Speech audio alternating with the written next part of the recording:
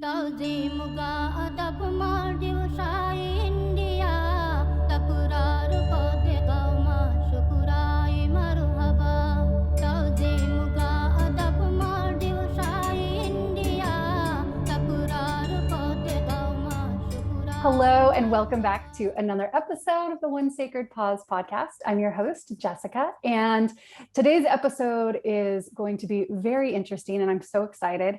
We're going to be talking all about human design, about how we can use this kind of newer type of technology, and I don't know very much about it, so I'm really excited to welcome Tone Haave. Oh, I've never said your last name. I apologize. How do you say your last name? Haave.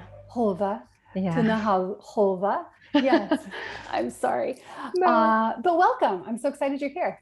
Thank you. I'm so excited to be here. Yeah. Can you maybe just tell us a little bit about who you are and what you do? Yeah, sure. Thank you. My name is Tone, and I am from Norway, and I work as a human design guide and reader. And I haven't been a human design guide forever. I have worked with different kinds of things. I've been an entrepreneur for 15 years. And the first 13 years, I worked as a therapist, as a naprapat. So it's like in the chiropractor, physical therapist field. And alongside with that, I also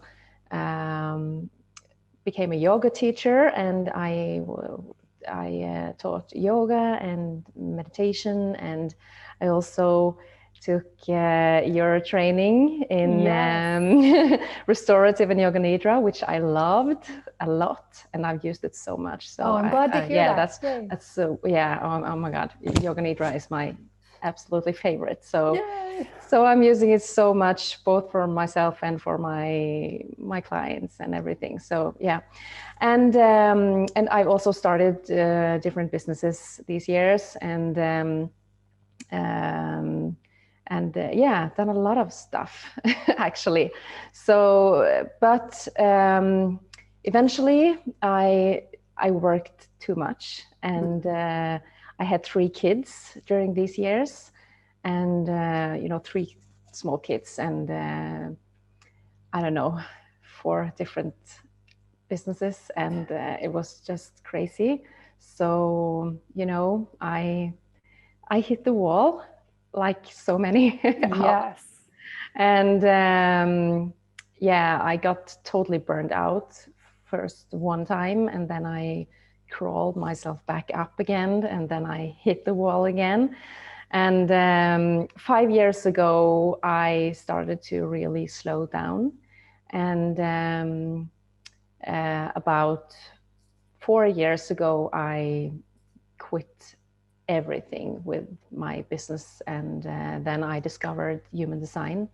So I slowed down before I discovered human design, actually. But during that time, I discovered human design, and I discovered that I am a projector, and everything just fell into place. And it was like my soul and my whole being just yelled, yes.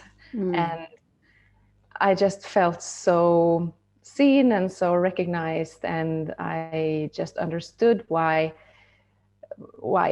I burned out, because I used my energy in a way that was not aligned with the way I work, or the way I am, or who I am, or what I'm supposed to do. So I tried so many years to be something that I'm not, and to really prove my worth and prove myself, and try to prove for everyone that look at me, look at all the things I can do, and I have 3 kids, and I can do all this stuff too. And I'm just getting exhausted thinking about it. But when you're young and you feel that you have a capacity, the sky is the limit. And I had no awareness of my boundaries at all. So even though I had all these tools, I had the yoga practice and the meditation, and I was like, my whole body screamed. I had back pain, and I had infections in my skin, and I had infections other places, and I just I sought help, and they said, I think you are stressed. You have many signs that you are stressed. And I was like, no, I'm not stressed. I meditate every day. I have all these tools, and I'm not stressed. And I just had too many hats on my head and too many balls in the air. So of course I was stressed. I did too much. So yeah. So that's my journey. And then when I found human design, I was just so, it resonated so much with me. And I thought that this was something I wanted to dive into for my own. And I discovered that I learned so much about myself, and then I learned so much about my family, my kids, and how different we all are, and how different I have to approach my children, because I have 3 children and they are so different. They have totally different energy types, and they have totally different profiles. And yeah, so it's been such a value for me. And then I started talking to other people about it, and they started to ask me questions and wanted to learn more. And yeah, and then I found out I wanted to take an education in human design, and I did that, and then I started my business soon a year ago. Yeah. I started my human design business for real. So yeah, it's been a ride. That's so awesome. And you touched on so many amazing points that I'd like to highlight, because, the first one is, of course, I can very much resonate with what you said about doing too much and having too many things going on.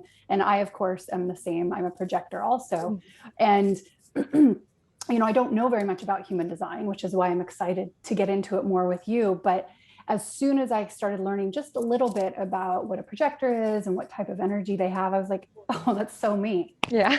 That was just like the initial thought I had. And so that's one part of it. That's just like, it's just another tool. And I think that's something you touched on that's also very important to highlight. And I've talked about it many times on my podcast with people who have different kind of specialties, I would say, within the wellness community and wellness industry. And, a lot of us have dedicated our lives to this practice of self-inquiry, this broader experience of who am I, why am I here, what's the work I'm here to do.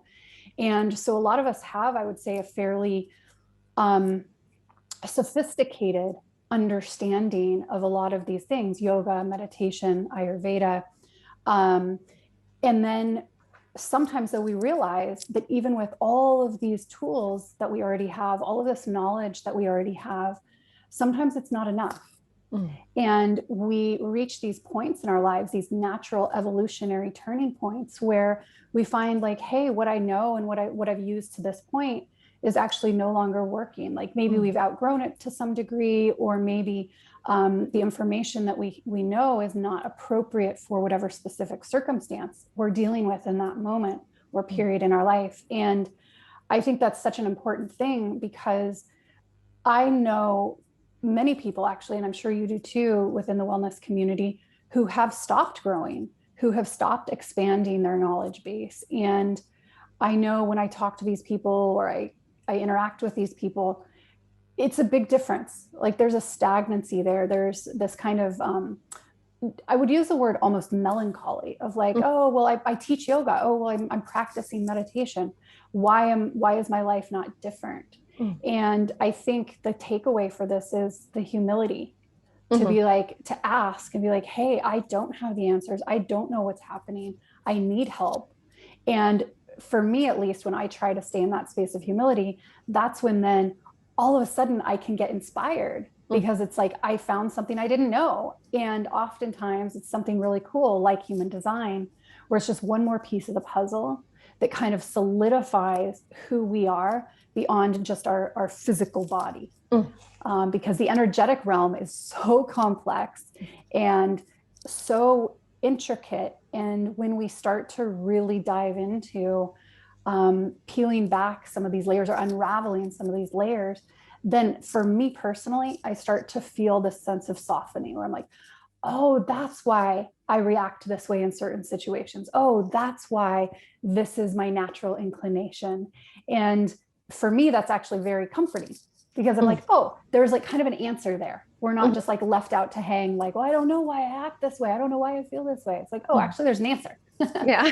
But I wouldn't have found some of these answers if I wasn't willing to grow and continue learning and to stay open to the possibility that, oh, I might not know everything. Oh, I think you have such an important point there.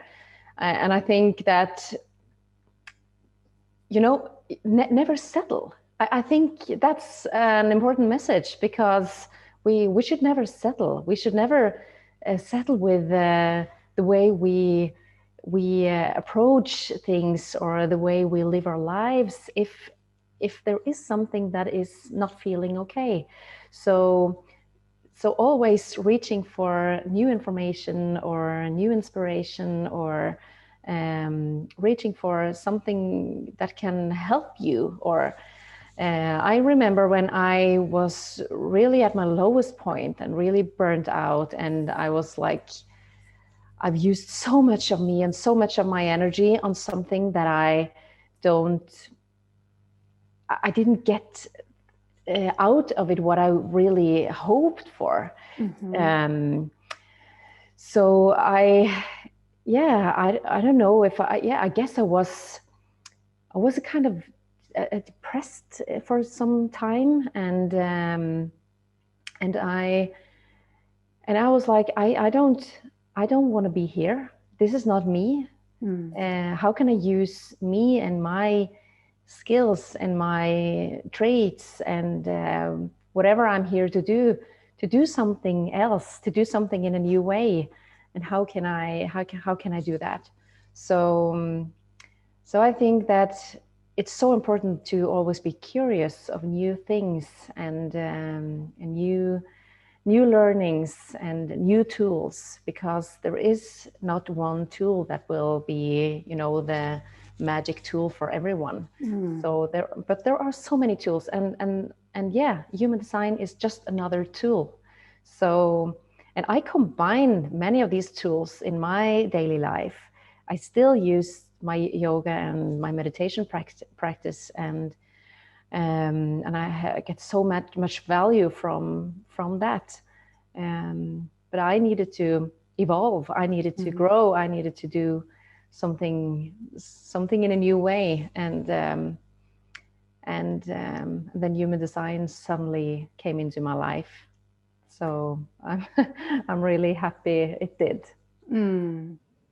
What can you please describe or tell us about human design? Like, what is it? Where does it come from? Yeah, kind of the basics, if somebody listening isn't all that familiar with it. Sure. So human design is kind of a science. So it's combined. It's a synthesis of both ancient wisdoms and modern science. So it's based on ancient wisdoms like the chakra system and the astrology, the Kabbalistic tree of life, and the Chinese I Ching system. And it's synthesized with modern technology or modern science like quantum physics and genetics. So all of these systems is kind of synthesized into one system, that is human design. So human design is here to describe our energetics and how our energetic body works, and how we are here to use our energy and exchange energy with our surroundings and our and other people.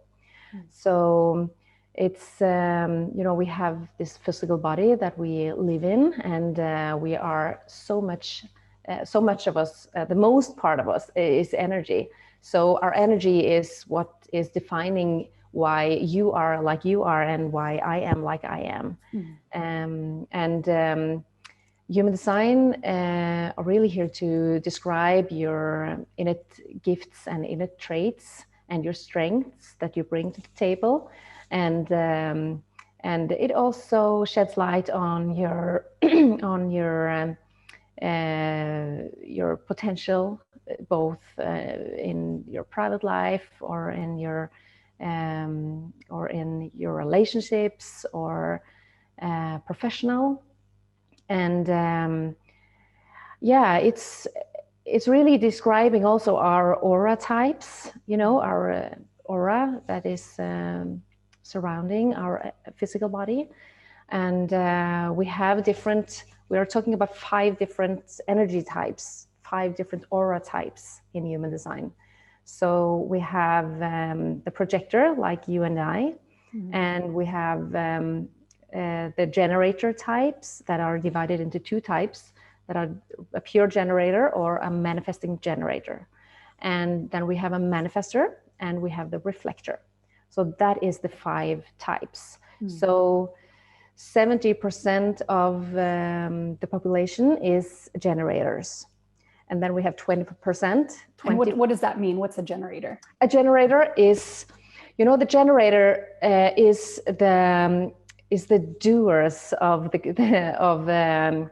people. So they are here to build and create and be really creative in their energy. So they are really the ones who are here to find things to work with or things to do that are really sparking a light inside of them, and that are that they are lit up by. Actually, that's so important for a generator, because if a generator is doing something that they are not lit up by, they get really fast burned out. So a generator is here to work, actually, but to find a meaningful work that is bringing satisfaction. And they are here to create a lot of flow in their life and bringing the life force to everyone else and to the world. Yeah. So they are the only energy type that has a definition in the sacral energy center. That is the life force center. Right. That makes a lot of sense. So they are here to really generate and create a new energy, and more life force to the world. So so that is basically the generator type. And then you have the projector type, that is the next rarest, and that is, they are 20% of the population. And the projector is really here to do things in a totally different way than a generator. So while 70% of the population in the world are generators, they are absolutely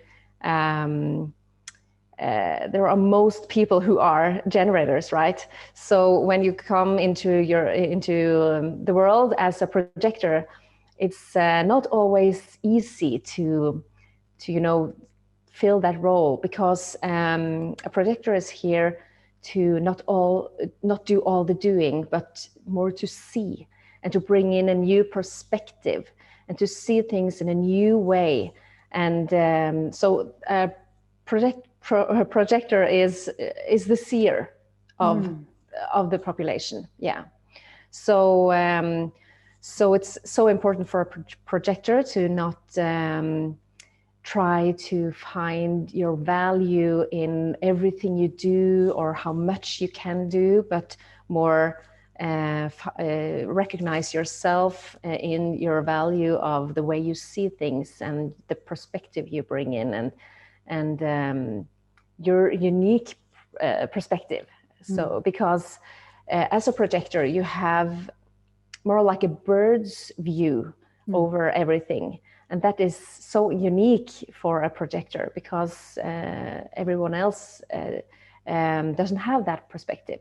So projectors, they kind of belong on a branch in a tree and are, having that view over the world and all the processes, and are here to be the natural guides and teachers and leaders of a tribe or of a community or of anything actually. So for a projector, it's so important to feel recognized and to really feel seen and to be invited in to use the energy.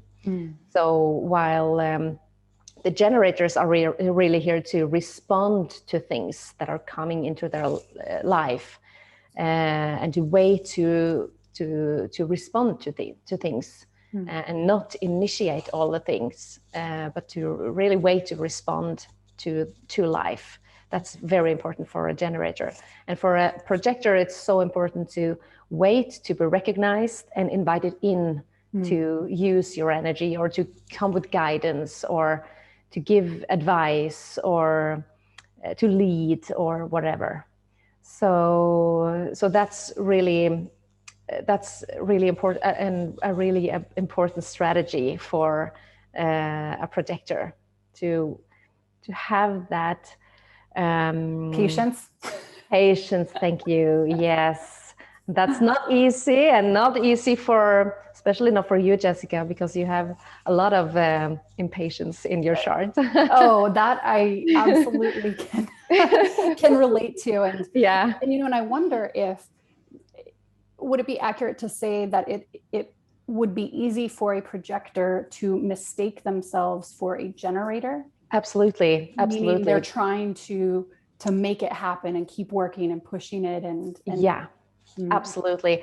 Because, the sacral center, the life force center, I said the generators, they have the sacral center defined, and the projectors have the sacral center open and undefined. So when you have an open or undefined center, you take in energy from other people and you magnify that energy inside yourself. So you are taking in and magnifying the energy and the life force of other people.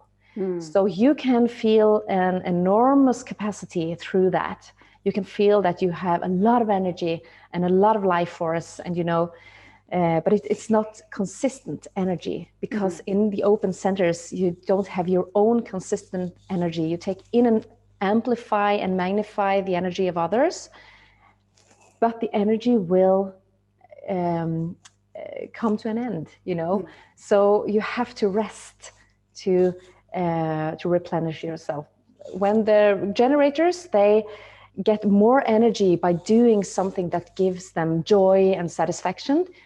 As a projector, you have to rest and sleep a lot to fill up your own cup again. So so we are working in such different ways, because myself, when I was doing so much of my work was so joyful and I loved it and it was really following my dream, but I got so tired and I couldn't understand why. But when I discovered that I am a projector, I understood that, okay, I don't have my own consistent energy. I have to rest. I have to really recharge my batteries in another way. I can't just go. And you have different kinds of projectors as well. And we have 4 motor centers in our chart. And if you have one of the motor centers defined, you are something that is called an energy projector. And both me and you are energy projectors, actually, because you have the root and you have the solar plexus defined, Jessica, and I have the root defined. So when you have one of those defined, or the heart center is also a motor center.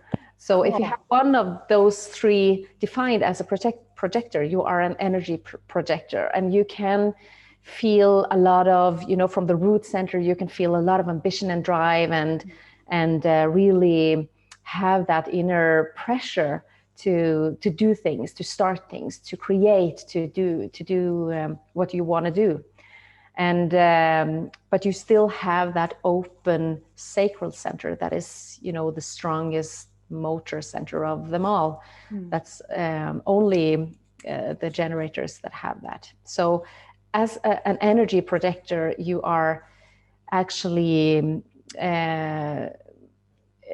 you are more prone to burnout, for example, because it's harder to feel those boundaries. So if that makes sense. No, it totally makes sense. And of course, for me specifically, it makes a ton of sense. And I just am like, I'm laughing because I'm like, oh my God, this is 100% who I am. And I've always been, when I was in my 20s in particular, I would joke with one of my best friends that I called myself a spreader too thinner. And it was almost like a badge of honor because and I was younger. And so I think from an Ayurvedic perspective, you have more of the ojas, the healthy energy reserves. And so there's a buffer. So even if you're burning a lot of energy and doing all these things, you still aren't going to get burned out as quickly. And as I've aged and I've continued at that same pace from when I was in my early 20s, although I've definitely used a lot more discernment, I would say, in the last 10, 15 years. And I try really hard to make rest a big part of my life. And I think I'm doing a pretty good job, but there's always room for improvement. But now I can see how quickly I get tired, and protecting my energy is actually probably something I work on every single day so that I'm not getting burnt out. And, but I always have thought of myself as like that hamster on the wheel, just going. And it's interesting when we are in a career path that's so open, in the wellness industry, as a yoga teacher, as an entrepreneur, and learning to be like, oh, okay, I can't do it all. And I shouldn't be trying to do it all. It's hard when you have that inner motivation and you're like, oh, but I'm so excited about this. And I'm so fired up to do something. And then it's like, okay, well, actually you could just it's counterproductive. You're using energy in an inefficient way. Yeah. And so it really everything you're saying makes me think of, from the Ayurvedic perspective, the ojas, and how do we build up more ojas and rest, eating proper food, having good daily routines and rituals. All of that is, I think, for me, very important. Oh, that's so important. That's really, really important. And, the open sacral center is, when you have an open sacral center, it's so hard to really feel your boundaries. So you have to be so aware of them, because the generators, they have another awareness of their boundaries. They can really feel that, okay, now I've done enough. Now I'm tired. I have to go to sleep. Yeah. But as a projector, when you have that open, and that also goes for the manifestors actually, and the reflectors too, it's so hard to know when enough is enough, because you don't have that feeling. It's almost like you need someone else to see you, because as a projector, you're so seeing into others because of your aura type. You have a really penetrating, focused aura that are reading other people's aura automatically. And it's so easy for you to see everyone else, to know what everyone else needs.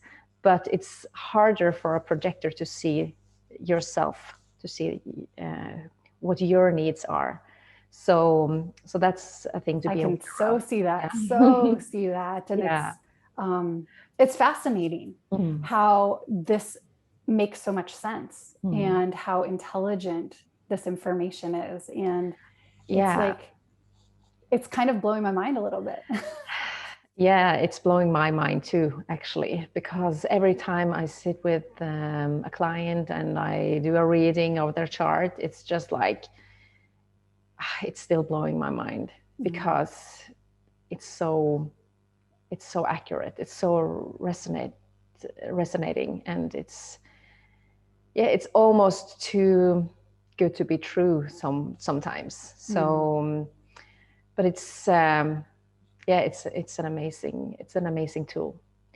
So, but then we have covered two of the energy types. Yeah. And then we have three more actually. You know, we have the manifesting generator, who is a kind of a subtype from the generators, and they have a more restless and fast energy than a pure generator. A pure generator is more more grounded, and manifesting generators there are more fire in them. So they are really here to not live a linear life at all. They are here to take some shortcuts and take some different roads to their goal or whatever. So so they are really multi-passionate people. They can have the capacity to both manifest and generate energy, and they have capacity to have several passions and several projects going on at the same time. So when they are doing things that are lighting up their soul and sparking joy and happiness in their lives, they have the capacity to do so many things at the same time. So they are really the superhumans when they are aligned with their energy.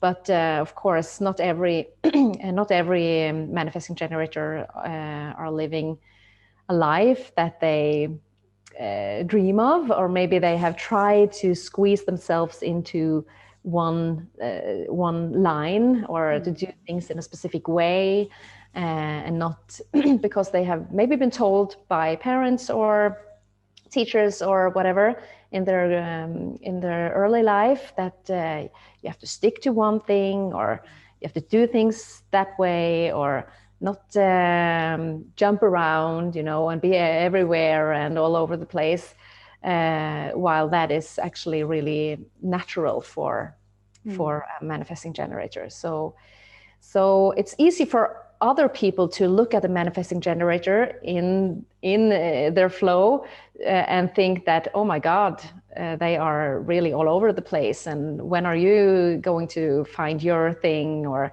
stick to one thing? Or yeah. So it's important for a manifesting generator to have freedom and to and they are really here to show everyone else that we are not all here to live the same kind of life, the same your life.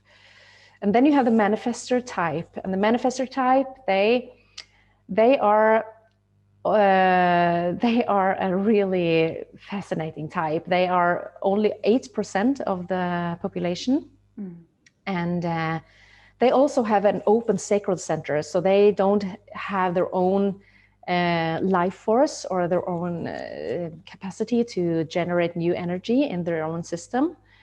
But they are a powerful energy being because they have a really, really special and powerful aura.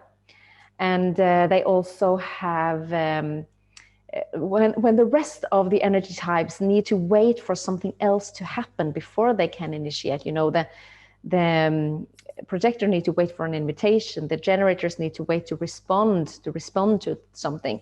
The manifestors are the only type that can just initiate without waiting for anything. They can just do it, So they are really here to respond to their own inner divine urges.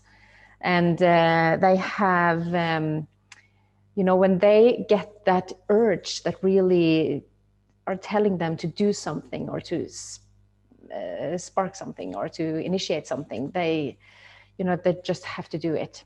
And then they are doing it with a pace and a force that is so powerful. And they bring in a really big energy, and they will they are here to really learn and understand how they are affecting other people with their energy, because they will always will always create ripple effects around them when they are initiating something. So that is a really fascinating energy type, absolutely. But they also need to rest a lot because they have an open sacral. So the energy of a manifestor is always either really on or totally off. So it's really, it's so important for a manifestor to really know the boundaries and know when enough is enough, you know. And they're really here to initiate and to create movement and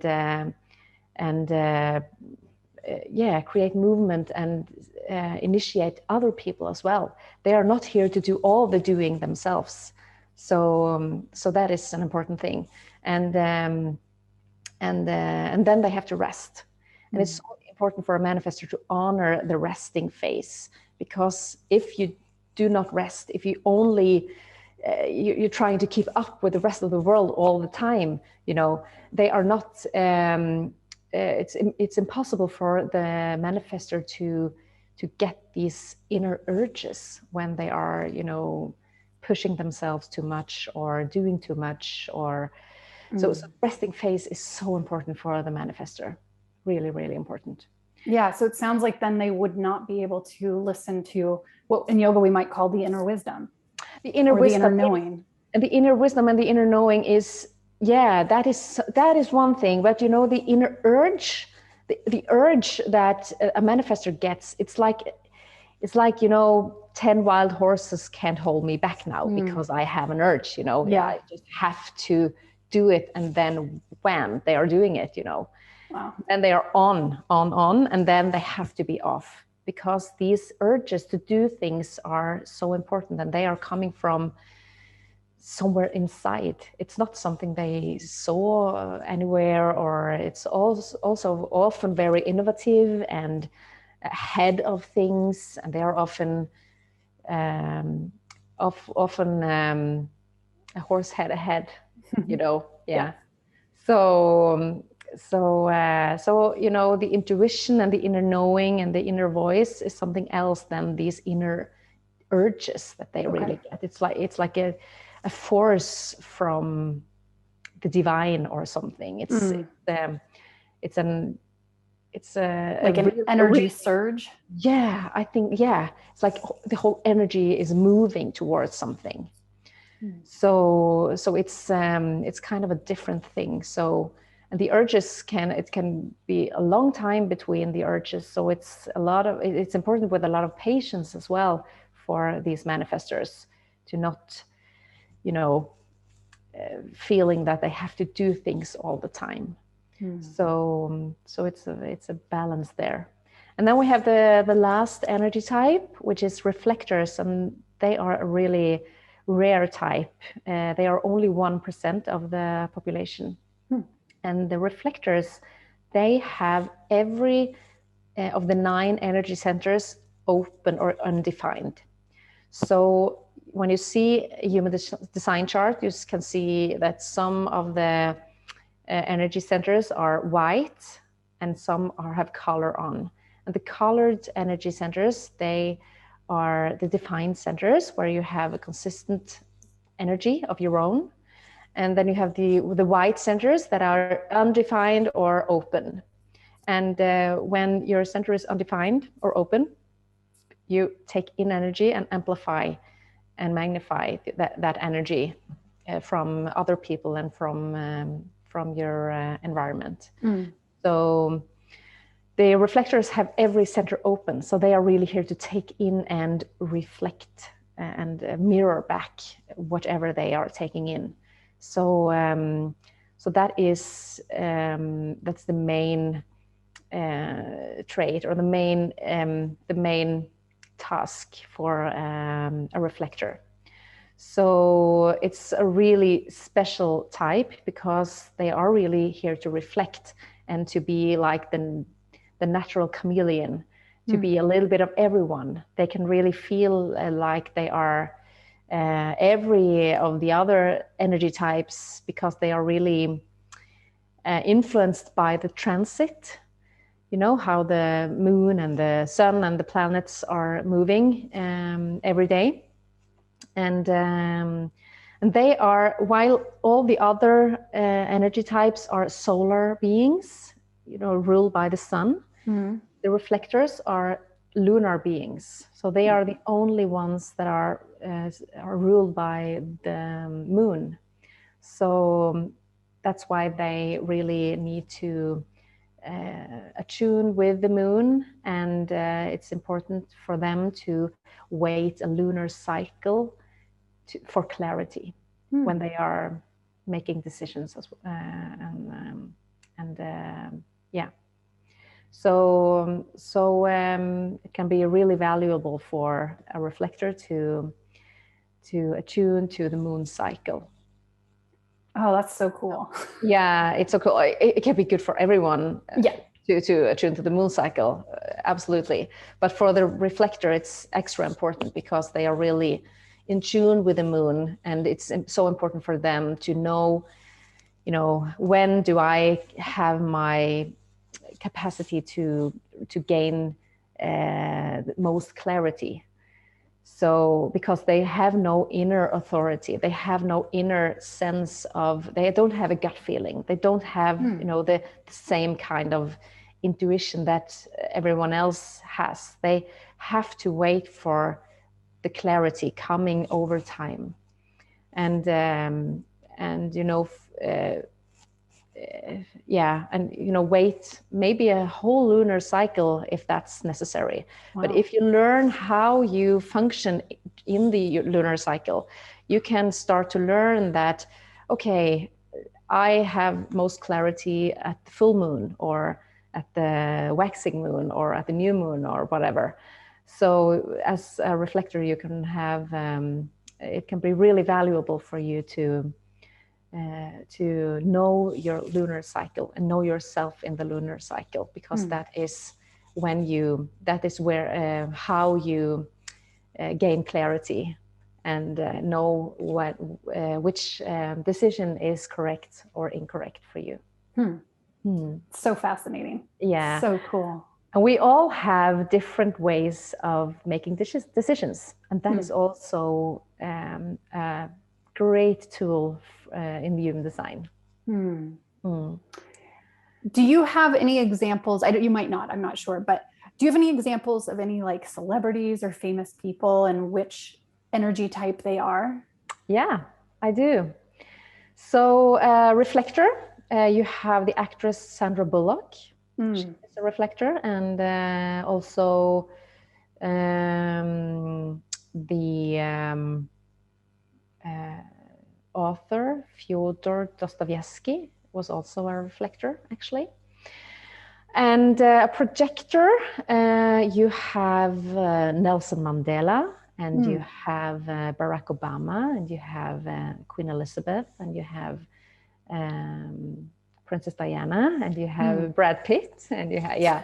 It's a lot. Yeah, it's a lot. And manifesting generator, you have Angelina Jolie, and you have, let me see, you know, I know all the projectors because I'm a projector. Yeah. Myself, you know,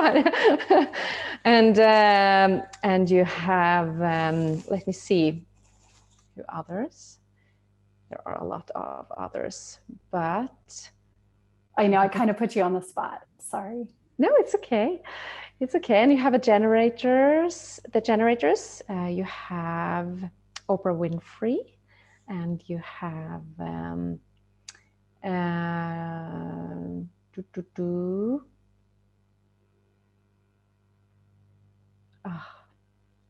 yeah, so many. It's just that my head is not functioning. Yeah. No, I don't remember everyone, but yeah, Oprah Winfrey is a generator. Yeah. And a manifester, you have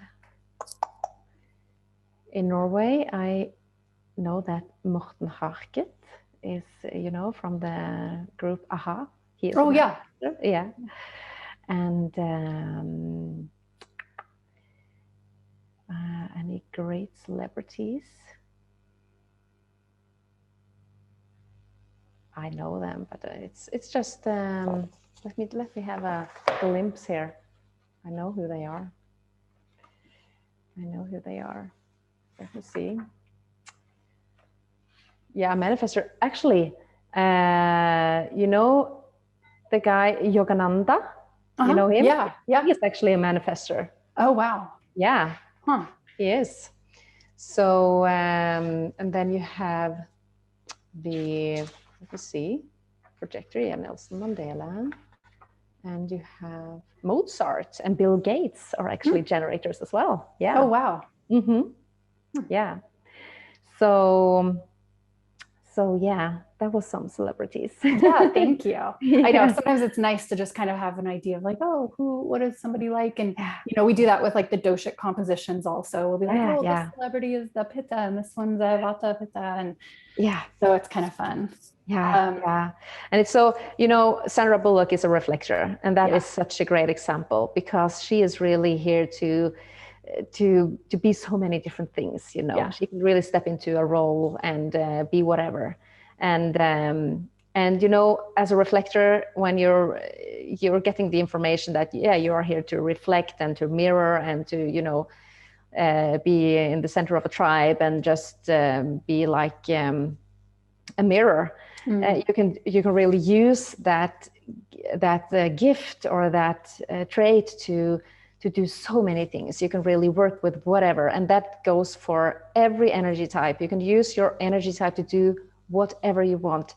So your energy type is really describing how you are here to use your energy and to exchange energy with your environment and with your surroundings and with other people and with opportunities and everything.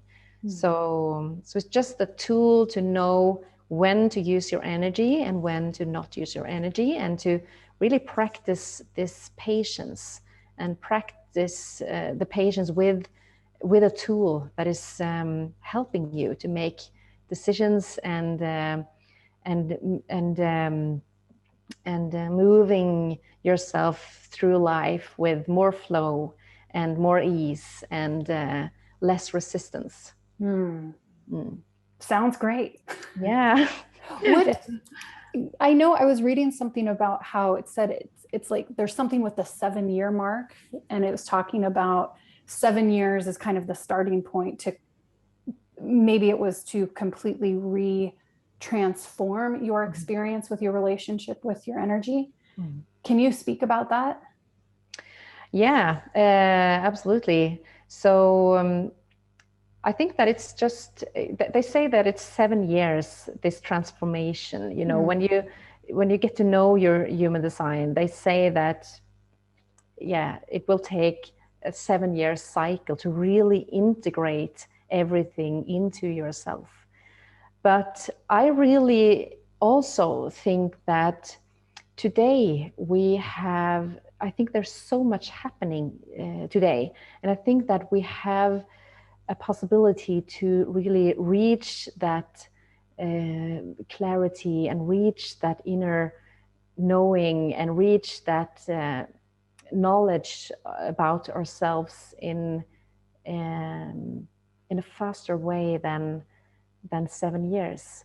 So, but absolutely, it's a journey. So it's not that you won't know yourself until 7 years. I don't think that is what it's meant for. But there are so many different aspects of every energy. In your energy centers, you have all these gates with all these numbers inside each energy center, and all these numbers. There are 64 gates. And they are really describing your innate gifts and traits you're bringing to the world. And from every of these energies, you have different levels of the energy. You have the shadow of the energy, and you have the gifts of the energy, and then you have, the city, of the energy. So it's more the elevated kind of the energy, yeah. So there are, some we will move in and out of these gifts and these shadows all the time. So even though you are feeling that you are totally connected to the gift of one energy, you will also be in touch with it, with the shadow, because you are here to learn, and you are here to evolve, and you're here to really learn how to use your gifts and your energy in a wise way. And you need to understand the shadows as well, because we are all in our shadows all the time, actually. So but it's when you understand these gates and these energies that are in these gates, and every person have 26 gates that are defined, that have energy. So we all have a different constellation. We all have different charts, and everything looks different in every chart. So yeah, well, I know, I mean, it seems like this is a very complex science, because when I've looked at the graphic of my chart, and I think I know which ones are the gates that you were talking about, and they have like the like astrology signs, sun signs next to them. Yeah. And then there's the drawing of the human body, and there's like a lot of stuff happening. Absolutely. I'm like, I don't even know what this, it's like a totally different language. It is. And oh, go ahead. No, you can just talk finished if you want. Yeah, well, I was wondering, because we've talked mostly about the energy types, which is such a good place to start, I think, because that is probably the starting point. But I know, then can you maybe just explain a little bit about like the profile numbers? Sure. And what that means? And I mean, I know everything beyond just describing your energy type is just one more layer of complexity. And, I'm sure, I mean, you have a podcast, The Human Design Pulled. And I mean, so I'm sure you're talking about all this stuff in much more detail and much more intricacy.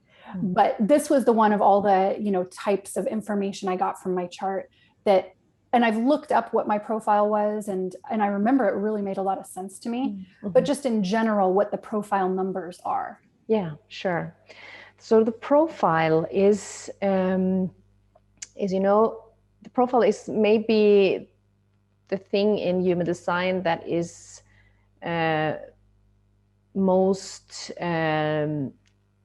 like your personality type, actually. So the profile is 2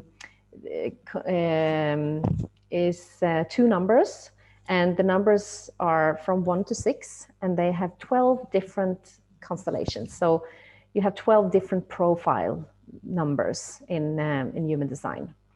And so these numbers are something that comes from something that is called a line. So when you look at the chart and you see all the planets and sun and moon and everything listed, you have a number, a gate. For example, gate 19, and then you have another number from 1 to 6 behind a dot. Okay. So you have first a gate, and then you have a dot, and then you have a number. It's the line.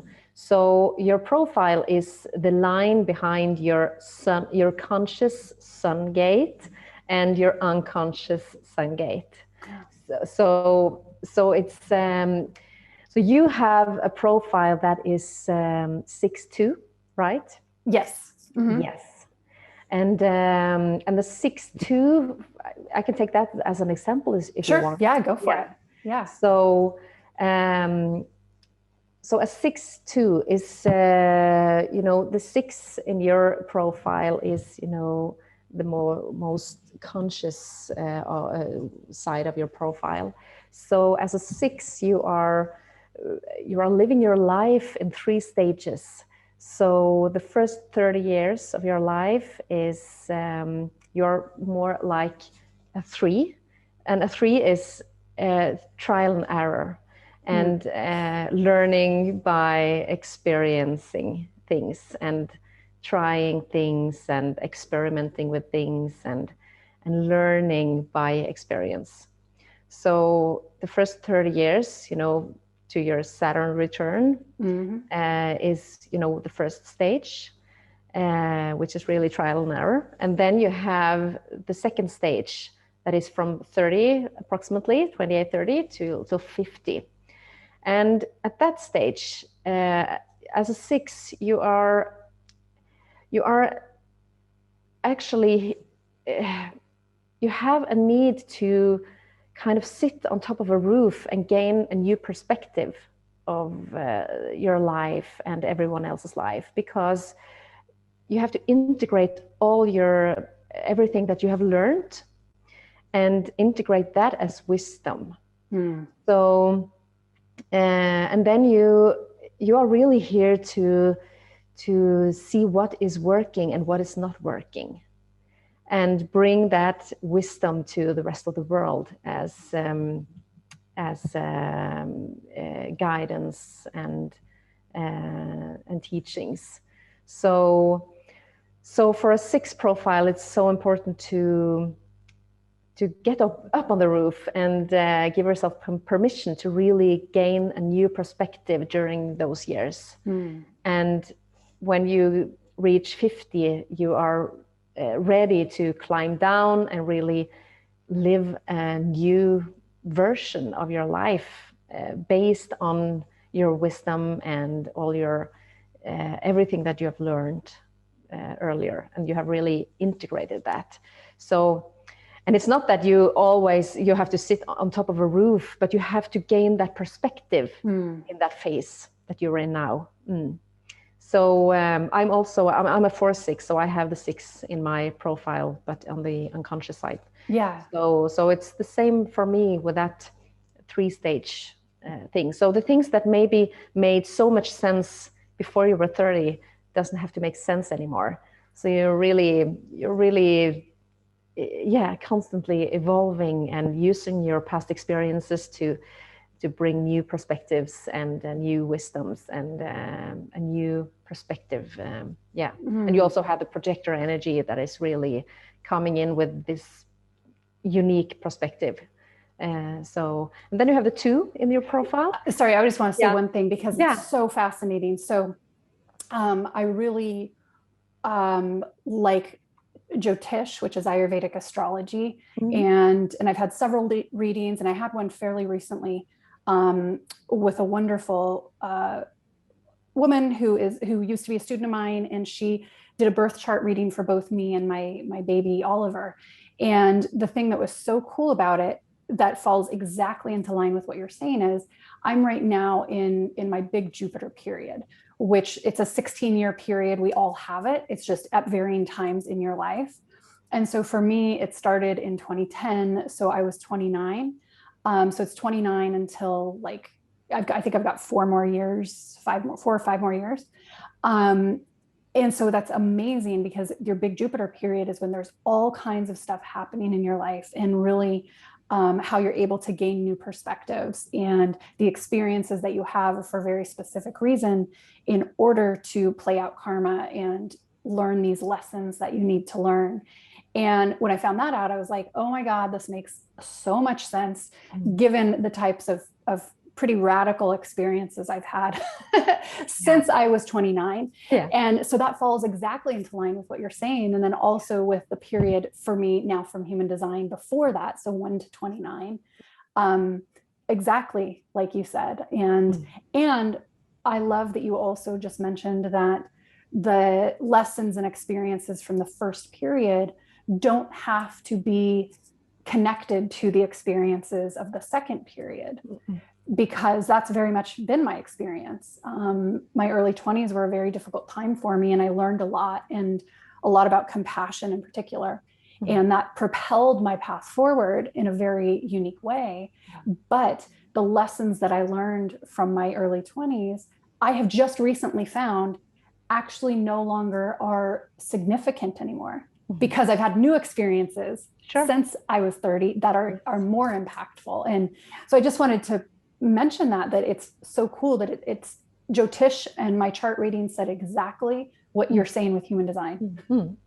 Yeah, but that's how it is. You can get the same information from the astrology or for Jyotish or whatever, and it's so interconnected, and it's so fascinating how it is connected. So yeah, it's energy. Yeah. Right. And it doesn't, my dad, I was joking with him, I don't know, like a week ago. And I was talking about the birth chart for my son, who's almost 8 months old. Actually today he's 8 months old. Oh, how fun. Oh, wow. And I was telling, my dad's kind of always like put up with, in a very loving way, just kind of like, oh, that's Jessica. She's just doing her own thing over there with yoga and Ayurveda. And I was saying something about the birth chart for my son. And I was like, it's so cool because his birth chart shows him to be the human that I thought I would be the mother of. And I had his chart, I was like, he's exactly. And of course, there's always nuances and life is going to be different in a lot of ways. But the main readings from his chart were exactly the child and the soul that I had made a karmic contract with. Yeah. And so I was kind of saying something about this. And my dad's like, he was just like, come on, Jessica. And I was like, Dad, the stars don't lie. They don't. And I truly believe that. Yeah. Yeah, I totally agree. The stars don't lie. They never do. So, and our energy doesn't lie. So, yeah. And that is an important thing to say, is that, human design is not telling us something new, actually. It's just reminding us of what we are and who we are and what our traits are and how we can use our traits in the best and most efficient way. And that's the most amazing thing, I think. So, yeah. So, are you ready for the 2? Yeah, tell me about the 2. Bring it on. So, the 2 in your profile is, it's called the Hermit. So, you have a need for a lot of alone time. Mm-hmm. And it's important for you to have that alone time, because your alone time or your hermit periods are so important for you to develop your natural genius, because as a 2 you have a natural genius about you. So you are really here to do things with, and to do as work and for living. So I guess you are really doing that already with the way you are teaching and the way you are doing all the things you are doing. You are really here. You are doing things. It looks so natural and so easy because you are doing it in a natural and an easy way. But for other people, it's not natural for them, because what's natural for you is not necessarily natural for anyone else. So yeah. So you're really here to not take in too much information all the time, because you have this natural genius inside of you. And when you are really trusting that and leaning into that, you are bringing something very special to this world that is only coming from you, that you don't know where you know it, you just know it, Yeah. Oh, I like that. Yeah. So it's so important for you to trust your natural innate genius. That's so important. Yeah, everything just completely makes sense. And it's I was speaking with a woman on my team the other day, and I didn't know this, and actually you might from some of your, well, actually maybe not, but she was talking about, there's a psychology principle, and it is the way that we think other people view us. And there's a name for it, I don't remember it, but and I was like, oh my God, that's so true. Like every single one of us as a human, we have this natural core desire to be liked and respected and included. And so many of us, through our own insecurities and our own shadow sides, our own karma, we are getting caught up in the inner dialogue of, well, what do other people think about me? And well, maybe if I dress a certain way, they'll have a different opinion of me. Maybe if I say something else, they'll have a different opinion of me or like me better or whatever. And, you know, this is all this giant energetic fallacy where we're chasing after something that is non-existent, especially if we're on the spiritual path, where we're here to know ourselves and to really try not to be concerned about what other people think of us. But, you know, your comment of perhaps some of what I specifically am doing might look easy or natural, and to some degree it absolutely is. But I think also a lot of people, and this might be my hermit side coming in too, you know, I'm very private and I don't share a lot of stuff. I do speak about certain things like my postpartum trauma or the cancer that I've gone through, but there's a lot of other things that I keep more private, and I think on one hand that's a really good thing. We don't want to overshare. Our world is completely bombarded by innocuous details that nobody needs to know.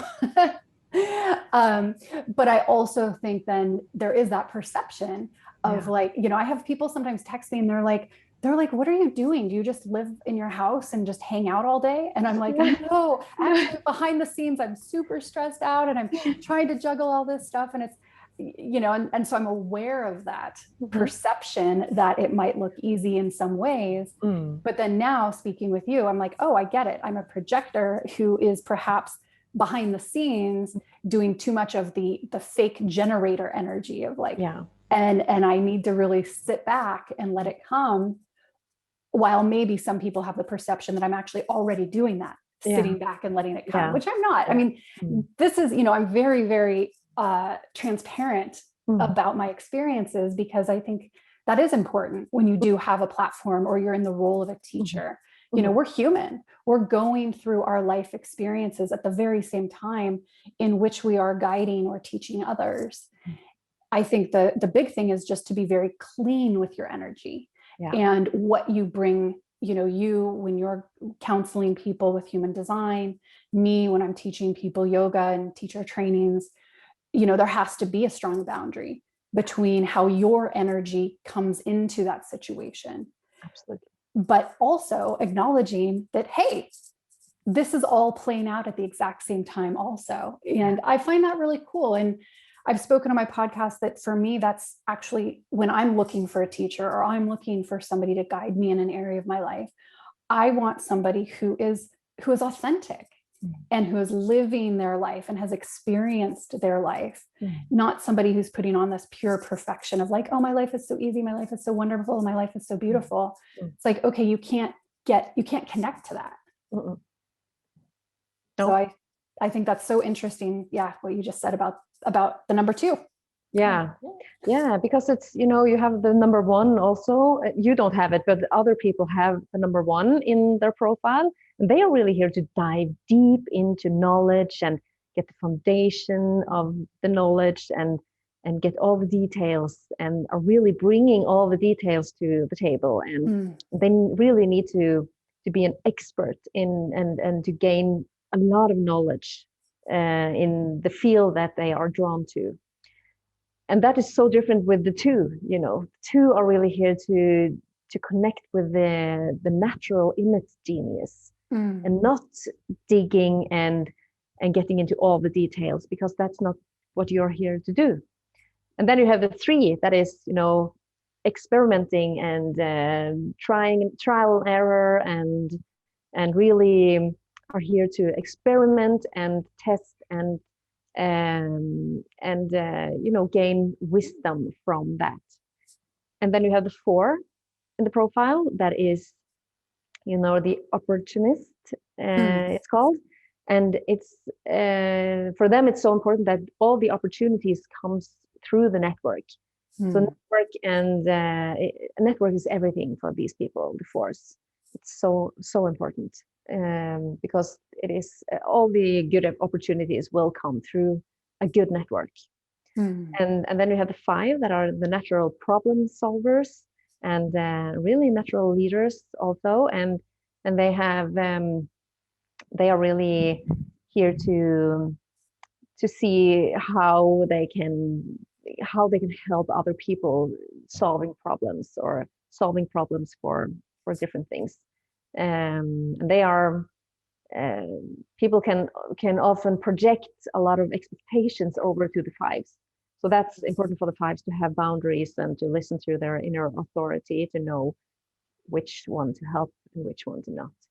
So, and then you have the six that you are. So that are from in a way the six different types in the profiles, and then they have, you have the 6-2, I have the 4-6, and then you have different combinations, 12 different combinations of these numbers. That's so cool. Yeah.